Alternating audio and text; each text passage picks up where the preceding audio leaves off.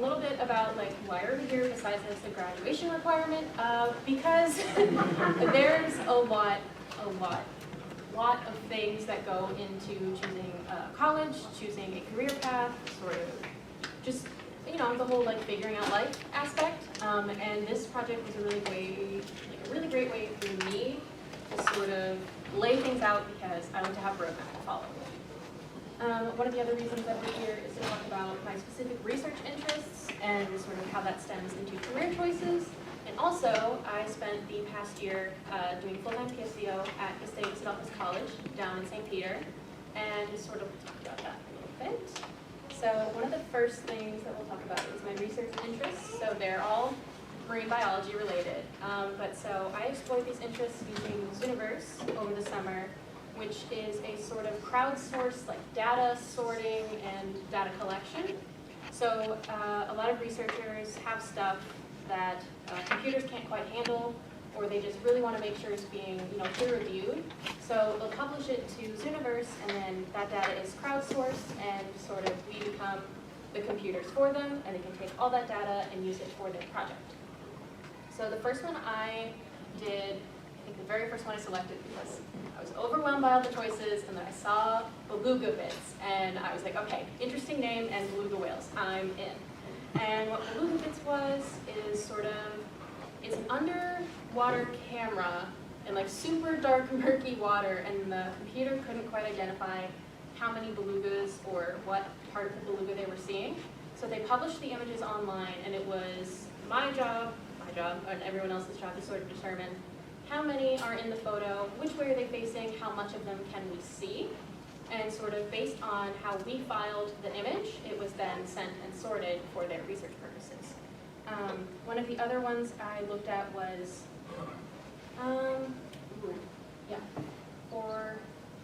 let's do the ocean eyes, because that's the most similar. So ocean eyes was actually like recommended to me as I was doing beluga bits. It was like, if you like this one, you'll like this one. And I was like, oh, this sounds so great.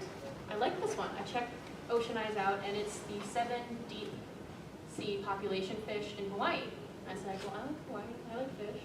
Really pretty pictures to look at. No, they're all in like black and white, and it's like 150 fish, and you have to mark each of them like head to tail. And I think I spent at least an hour on like one image. I did around 40 identifications for each of these, and this is the one that I finished it, and I was like, I found a research interest I'm not interested in, and it is counting 150 fish on a tiny screen. Not quite my thing.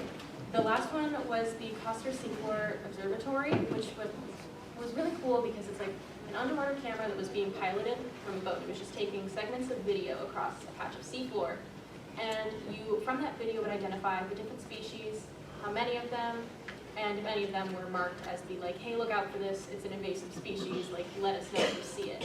And based on that data, the researchers are then able to monitor the populations in the area, see what's thriving and what definitely needs a little bit of help, and what is actually not supposed to be there at all, and then they can figure out how to get rid of it.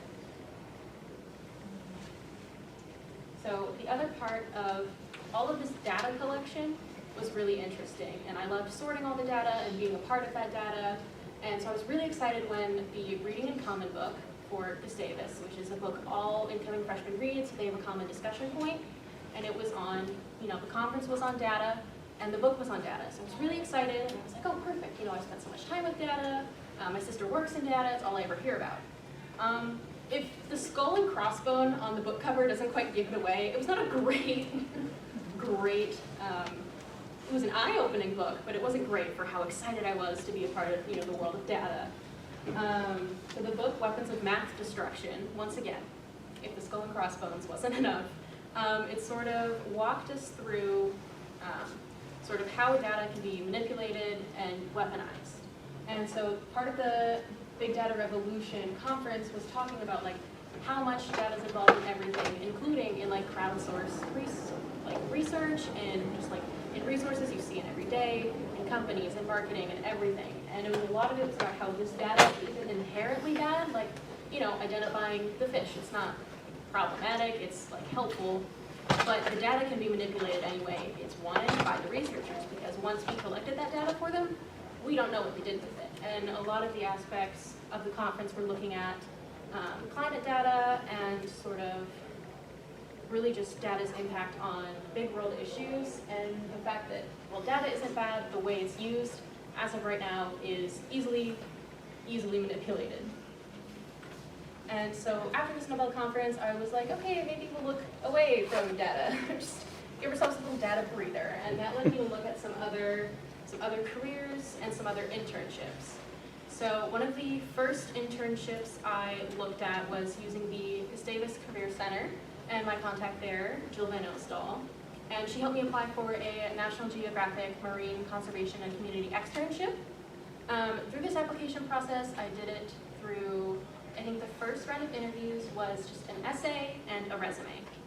And it was the first time I'd ever made like an experience-based resume. So like something I could put like the Everglades on. It was actually really great. It was a win for project-based learning because it was a remote collaborative externship, and I was like, I put like EdVisions off campus, remote project-based learning. And I actually made it to the second round of interviews for that, which I completed the other week, although I heard yesterday I didn't get it. So we're just not going to talk about it that much. It's a little sore still. Open wound, open wound. Seeing this up there is really just lemon. One of the other things I applied for, or I plan to apply for, is the Sea Grant Community Engaged internship, which a lot of these internships are through places like the NOAA and the National Science Foundation, and they're helping people get involved in marine science, and some of them require you to pay for them in a weird way. So there's things like the Ernest F. Holland Undergraduate Scholarship, which is to help undergrads get funding because everything is sort of like pay to do work and experience, which I don't know how that works and why that makes sense, but at least there's opportunities like through places like the NOAA that know that everyone has the funding for that. And a lot of these scholarships also are based on like need and increasing diversity in marine sciences. And looking at the career outlook, all of these internships go into different like branches. They're not really branches, it's all kind of interconnected, but some of the different branches, I was like, I could go and work for a nonprofit.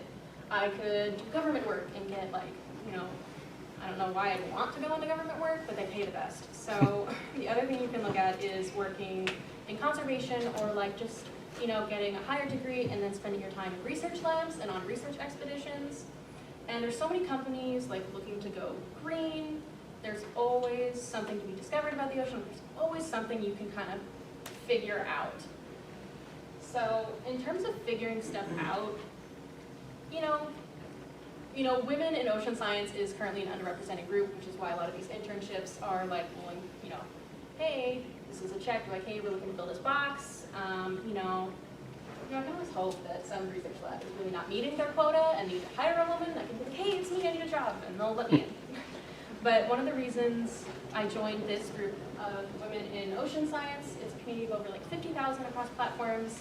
Their main platform is like Facebook and their website, but they do a really great job of creating career opportunities and sharing them. So if someone says, hey, my lab is currently hiring someone with XYZ, or they'll post it and be like, hey, my college is having this opportunity, is anyone interested? Or they'll post it, be like, this is paid, this is unpaid, this is like undergraduate, graduate, this is anyone who wants it, or this is an online opportunity that's free. And they've also done a lot of work recently in researching some of the discrimination and harassment women face in marine science. So in 2021, they posted a report that over, I think it was 78% of women in marine science experience sexual harassment or discrimination in their field. So one of the things, like knowing, I'm determined, I know I'm going into marine science. And so knowing this, I knew during my time at Gustavus, I wanted to sort of create a network I could fall back on, especially considering that a lot of harassment occurs at undergraduate universities. So that is what led me to joining WISTEM and WAC, so all of the acronyms. So there's the Women in Science, Technology, Engineering, and Mathematics, and there's the Women's Action Coalition. So both of these are on-campus groups that I found, I think, pretty quickly during my time after joining Women in Ocean Science. I sort of knew what I wanted to do. I knew I wanted a support system, and I knew I wanted a group of peers that could relate to what I was going through, had the same fears I did, and also we had Lego nights where we would just play with Lego, so that was always great. But it was so, a lot of the stuff I did, I was not able to attend many WAC meetings because, you know, even though they sent out an email, it was like, hey, what time works for everybody? And I was like, not this day or this day or this day. And they chose the one day I really couldn't make it because I was at rehearsal. But, you know, they kept me on the email alias, and they were great. And they said, you know, like, you can't come to every meeting, but we'll let you know if we're doing an event, and you can show up when you want to, and we'll send you the meeting notes. So I was still able to sort of be a part of it and go to the DLC fair and represent WISDOM, which was great. And in terms of great and undergraduate, one thing great about Gustavus is they do have a really nice way of helping you map everything out. Which is great because, as we know, I like roadmaps. So some of the things I've looked at is I've mapped out, and with the help of my advisor, I've determined I'm going to major in environmental studies, life sciences. I declared my major about a month ago, and I've recently been sucked into a dance major by the department. I don't really know what happened. They just kind of pulled me in, and they were like, no, you should major. Like, no, it's only like 2 more courses, you should do it. And I said, okay. It wasn't exactly a hard sell. And so with those degrees, I can kind of go down 2 roads. I can go directly into the workforce, or I can go for graduate school, and I can try and be like a doctor or get a PhD, you know, something my sister isn't, to sort of like kind of help me beat her out. So she also has a Gustavus degree, and I want mine to be a little bit better. So one of the things you really have to look at when you're looking at graduate school is sort of what labs are having openings and have a project you're interested in, because there's so many things within marine science that you never know what lab is going to be researching what. So right now there's a lot of work on climate change and coral reefs and sort of population management, and that's all cool, but I'm not necessarily sure that's the exact thing I want to do. So I'm going to kind of have to monitor that as I start getting a little bit closer to that sort of end date of, okay, I actually have to know where I'm going at this point. For now, I can stick with my majors, and I can keep looking at the different opportunities within the workforce. You know, once again, there's private sector, there's government, and there's always the companies that need environmental consultants, and that's something the environmental studies degree allows me to have a better opportunity at than a biology degree, which is part of the reason I switched my plan from a biology degree. I was pretty dead set on that, and then I decided, well, this allows for a little bit more focus and a little bit more sort of leniency in the job field, because of, oh, environmental studies, that's like, you can have any conservation job. I'd be like, yeah, please, let me have it. So my time at Gustavus at Altus College, I swear these people are not green normally. These are all my friends. It was great. There were some incidents. There was fridges thrown from 5th floors, vacuums launched from roofs, none of which were me or anyone I know. I just happened to be the person that always seemed to like open my door, walk out, and be like, there's something on the roof.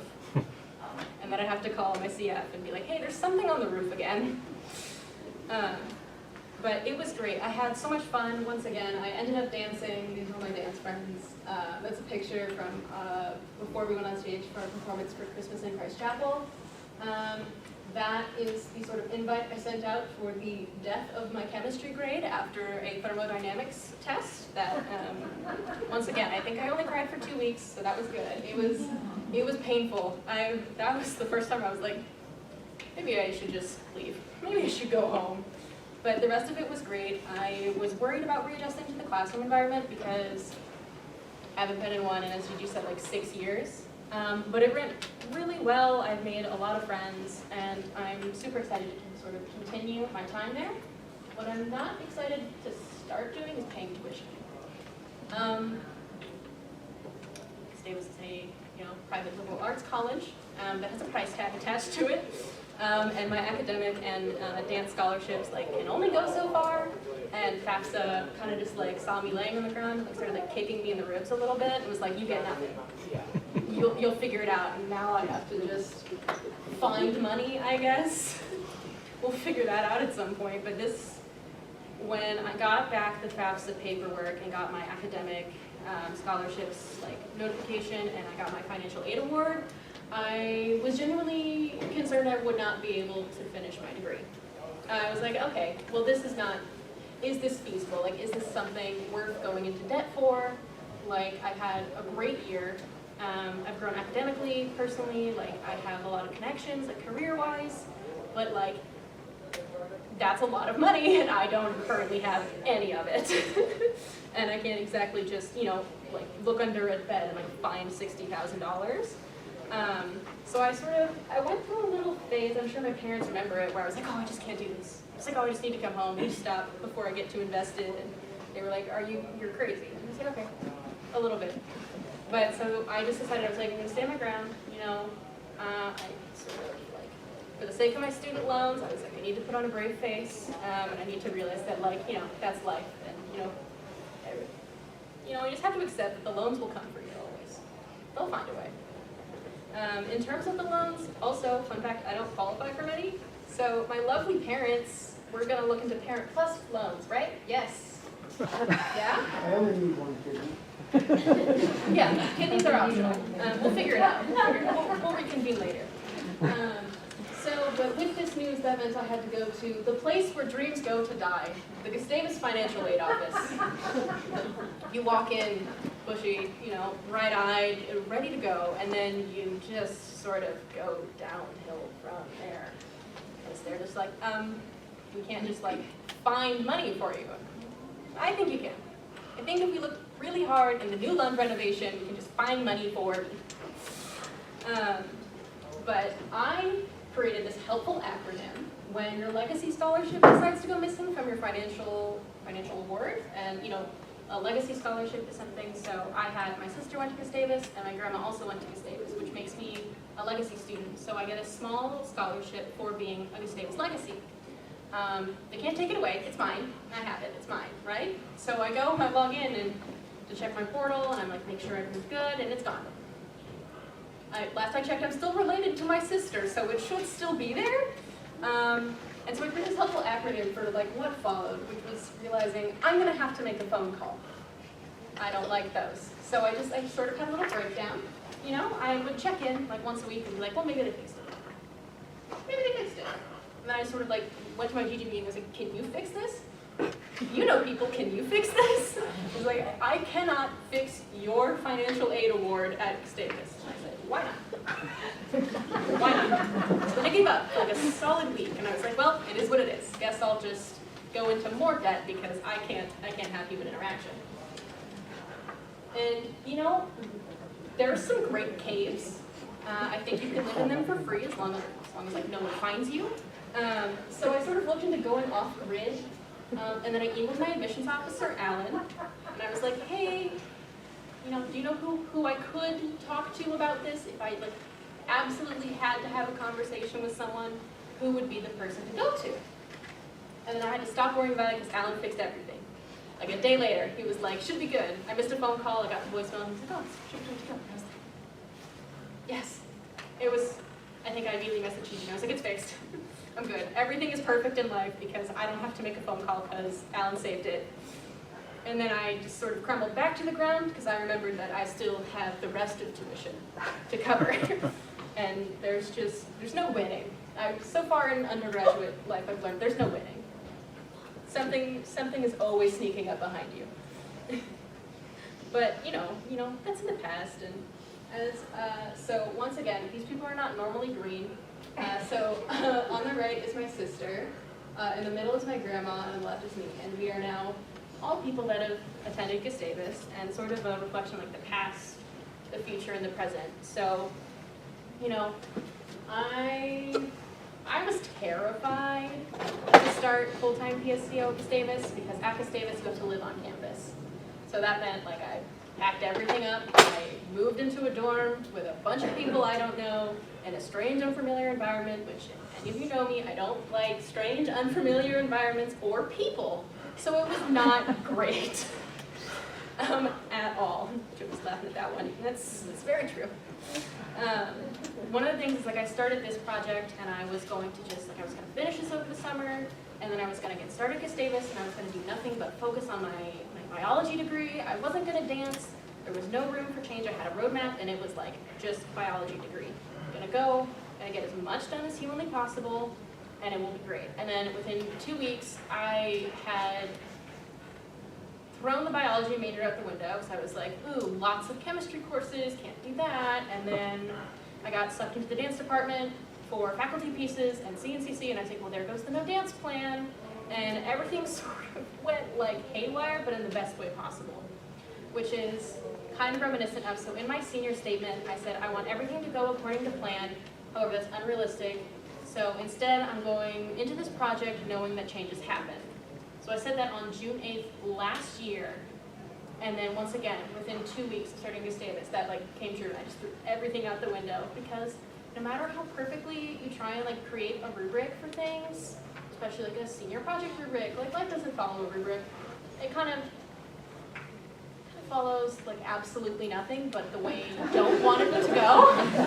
So you're like, I have this perfect set plan and absolutely nothing can derail it. And then it's like, uh-oh, here comes a battering ram. And then you're just, next thing you know, everything perfectly laid out, and you talk to Gigi about weekly, and you're like, oh, and then I'm gonna do this, and I'm gonna do this, and she's just looking at you like, yeah, sure, this will be great, yes, nothing will change. And you come back a week later, and you're like, I've changed my mind, and she's like, who could have seen this coming? Who could? Certainly not I.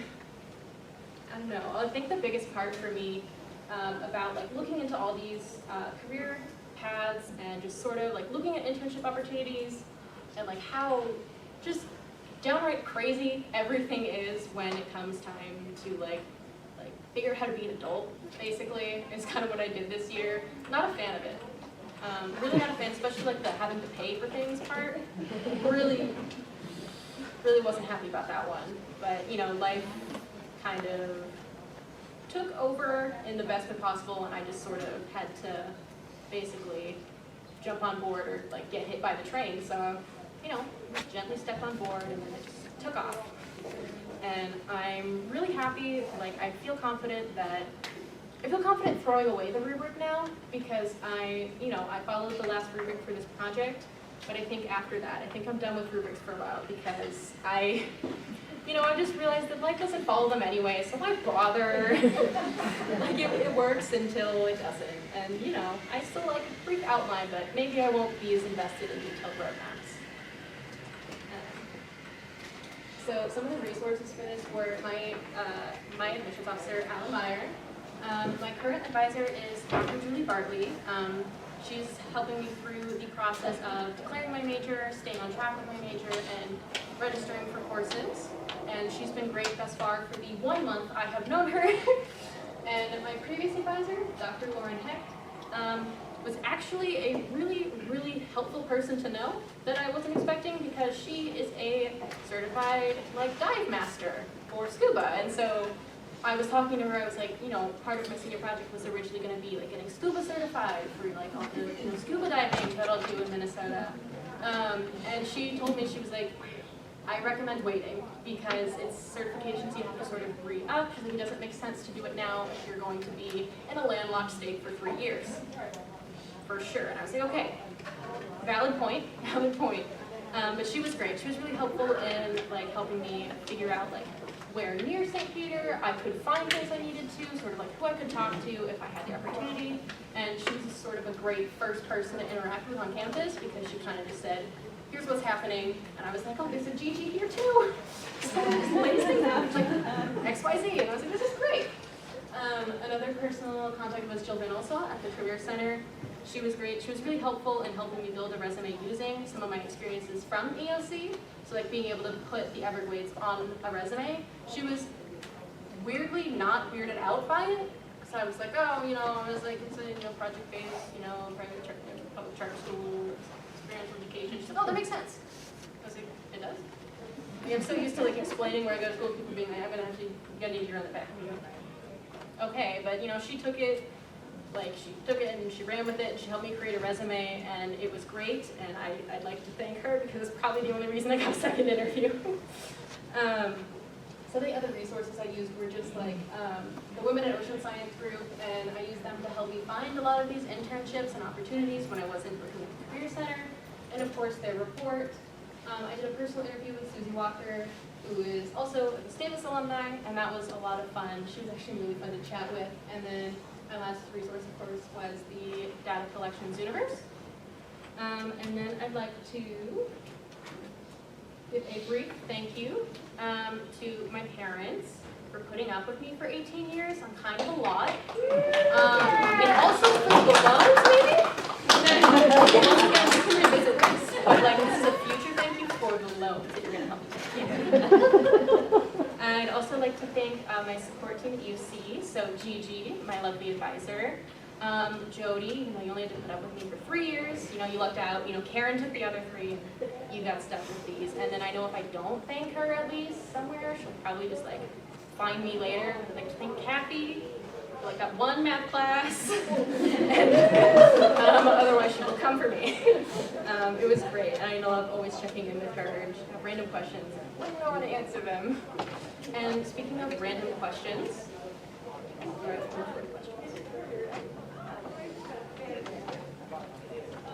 did you explore schools at all that would be closer to marine biology in the field that you're looking for? So originally I did. I was like, okay, well, do my, I wasn't anticipating getting accepted. So because Davis only takes between 3 to 5 PSEO students a year, this year I took 3, and I actually ended up living next to one of them. And I was like, it's a little bit weird. But so I was pretty sure it wasn't going to happen. So I started looking at some other options. And a lot of them are a lot further, and some of them just have more like detailed programs, which is a little bit difficult when you're not for sure exactly precisely what you want to do. Like I know I want marine science, but I don't necessarily have a certain track that I can choose and pinpoint. And a lot of universities and colleges, especially with the East Coast where most of the marine biology programs are, they want you to come in and like meet with an advisor and have a pretty specific plan, and that was a little intimidating. So I sort of tabled it, and then I started to say this, and I was like, oh, I can't, I'm too invested. What was your favorite part of the project? What was the standard senior question? Honestly, I really liked coming up with the HOPELESS acronym. That took me like a solid day. It was really great. I was like, when in doubt, become hopeless. I was like, I want it to be hopeless. I don't know what's in it. But I think that was really fun. I think I wrote that right after I finished finals too, so I was feeling real hopeless. At that point I finished my bio final and I was like, all right, acronym time. Everything is great.